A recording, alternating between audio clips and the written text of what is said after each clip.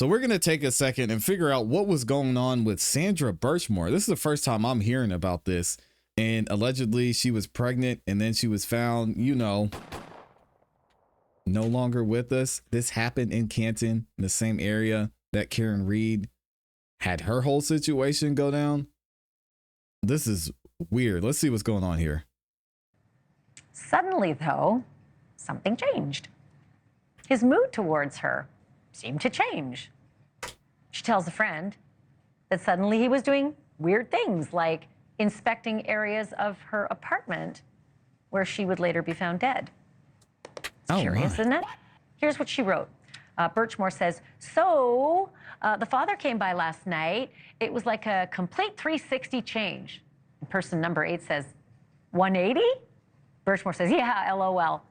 Person 8 says, good or bad? Birchmore says, good, but unexpected. So it kind of threw me off and made me a little uncomfortable. But that's because of how things were going. He asked me if I'd give him a key and said that if I keep it a secret, he'll be around and see, presumably she means the baby. How old was she? And all that. So it's somewhere.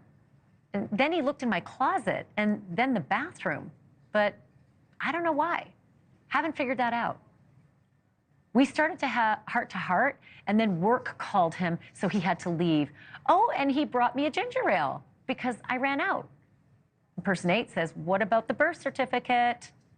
And Sandra says, I think he's signing it. Not sure.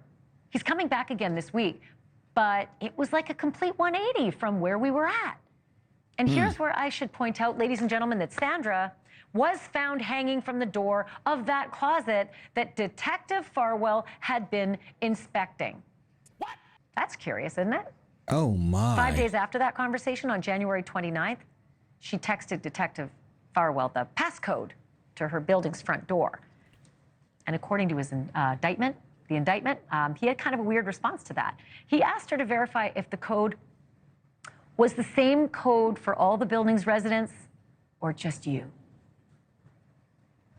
The next day, on January 30th, Sandra texted Farwell again, asking whether she could tell him the baby names that she was considering.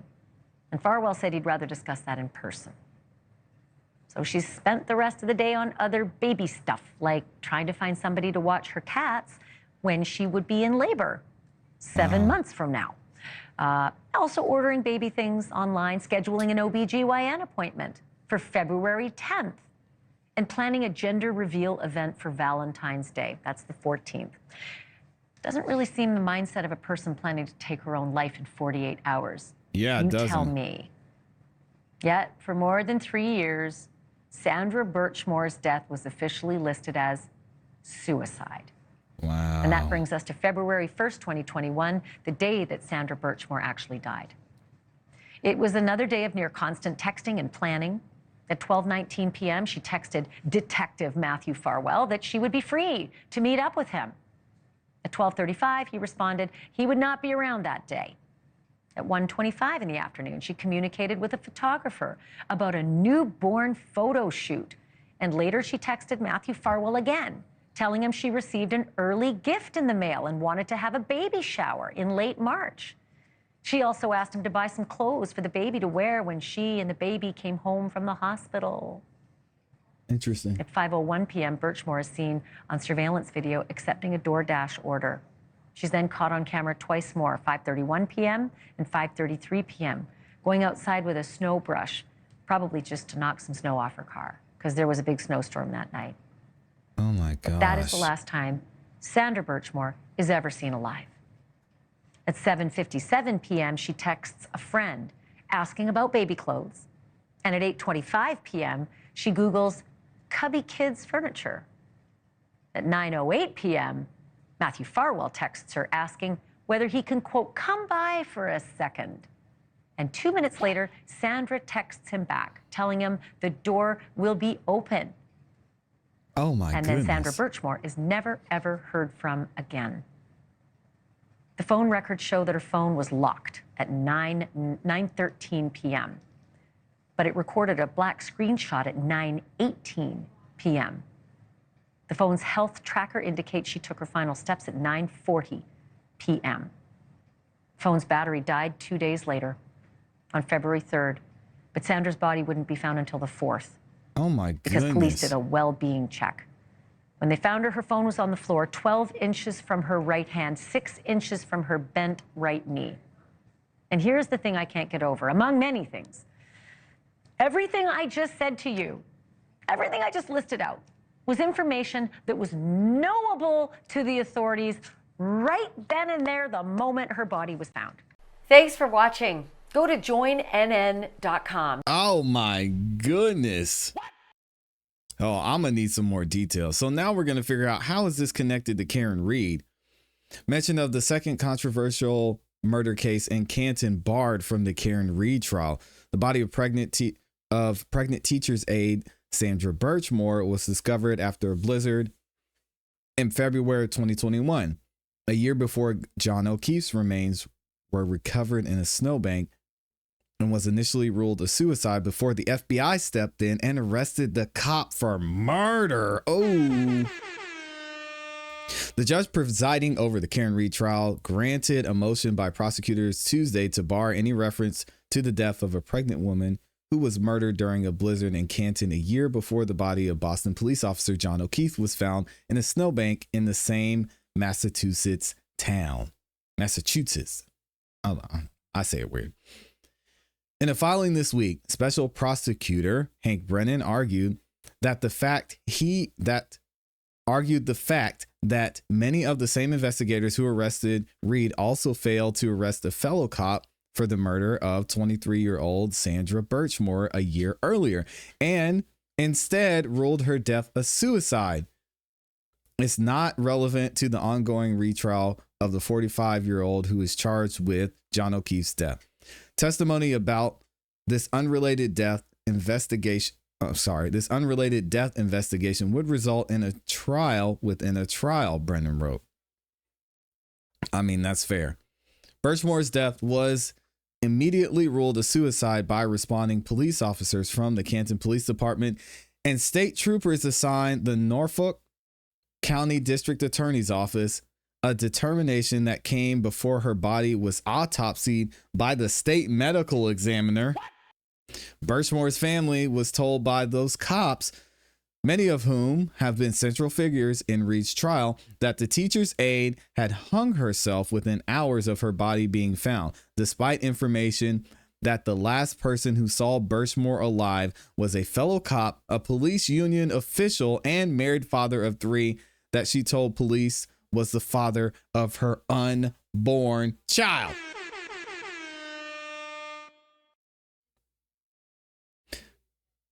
Matthew Farwell. Oh my.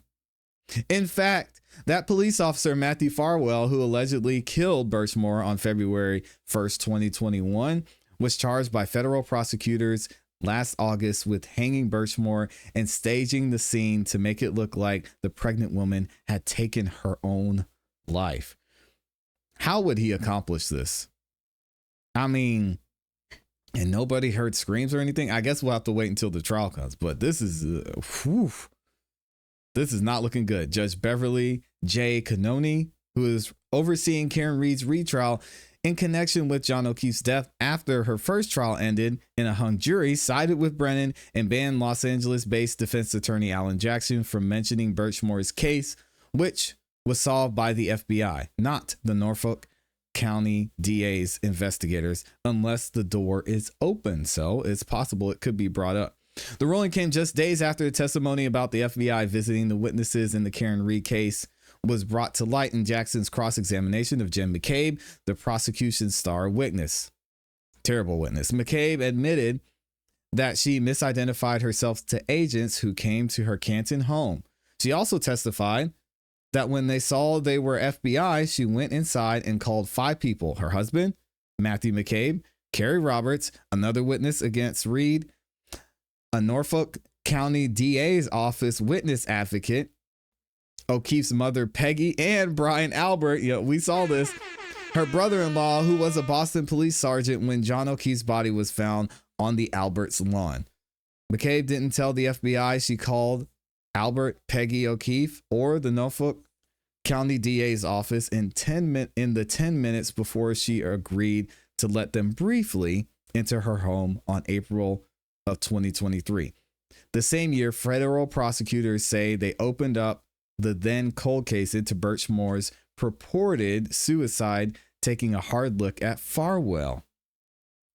Law enforcement sources who were a part of this investigation said that private detectives were following Farwell in 2023 in an attempt to get his DNA to prove he was the father of her unborn child. And the sources say he knew it. When we're going through the trash and he didn't get rid of anything with his DNA, one told Los Angeles, this guy didn't throw a Dunk's cup in the trash. Oh, Dunkin' Donuts. Okay. Cannon Police Sergeant Michael Lank, who McCabe testified repeatedly in Karen Reed's trial, was her friend, was among the first cops to respond to Birchmore's Canton home on February 1st, I believe in 2021, when she didn't show up for work after a nor'easter. Oh my goodness. She was lying in her bedroom with a duffel bag strap around her neck, which led them to classify her death as a suicide despite significant evidence to the contrary. Birchmore's activities hardly suggested she was planning to end her life, which we saw in the video we watched. In the days before her death, she planned her pregnancy announcement for Valentine's Day as well as the gender reveal and made an OBGYN appointment for a few weeks out. She even arranged for someone to watch her beloved cats, Midnight and Lily, around her due date. Oh my gosh. On February 1st, Birchmore texted Farwell about a baby gift that had been delivered to her Canton apartment and then shared her excitement for a March baby shower. She ordered DoorDash delivery, picked it up in the lobby around 5, according to the security surveillance at her apartment building, and briefly went outside to scrape snow off of her car, returning at 5:33.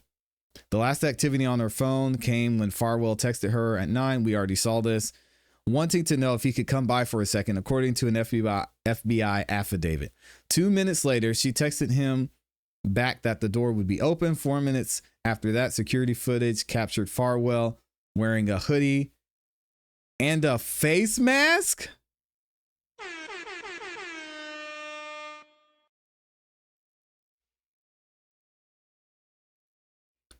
Entering Birchmore's building.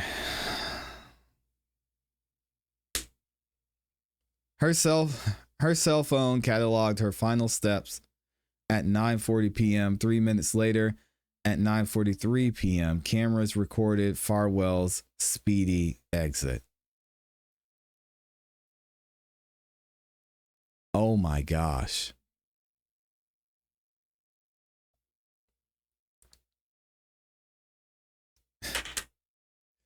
Guys, it gets even worse. Can y'all see this on the screen? It gets even worse.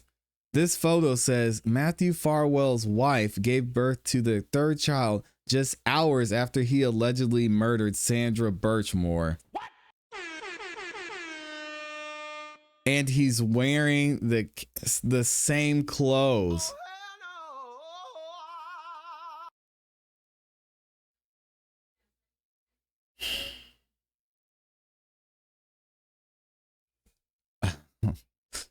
The judge is ruling in Reed's case the same day Farwell was slated to make an appearance in the Boston federal courtroom. That hearing was pushed to July, one in a series of delays in the case that has seen almost no court filings from federal prosecutors or Farwell's defense attorneys. This is insane. I mean, imagine being that child and finding out later that, hey, your dad was holding you just a few hours after he had killed somebody, allegedly.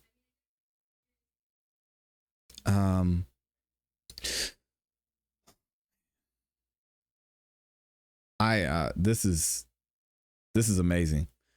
Farwell met Birchmore when she was a child who enrolled in the Police Explorers program in partnership with I'm not going to try and pronounce that, with the SPD, which neighbors Canton. There she met with Farwell and his twin brother, William, Both police officers, along with Robert Devine, another cop on the department. All three men stand accused of having inappropriate relationships with Birchmore, often on duty, and have been removed from the police force.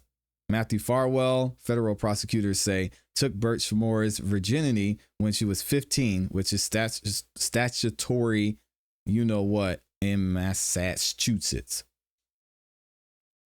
Jackson wanted to introduce the Birchmore case to point out that the state's case against Reed included cell phone data extracted by State Trooper Nicholas Guarino, who is expected to take the stand in the Reed case. Guarino, according to an internal affairs report, ordered that the SPD officials missed thousands of incriminating text messages taken from Farwell's phone. Those messages, federal prosecutors say, suggested Detective Matthew Farwell engaged in sexual violence. Federal prosecutors say against Birchmore and had shared PDF fantasies with her in writing. Wow.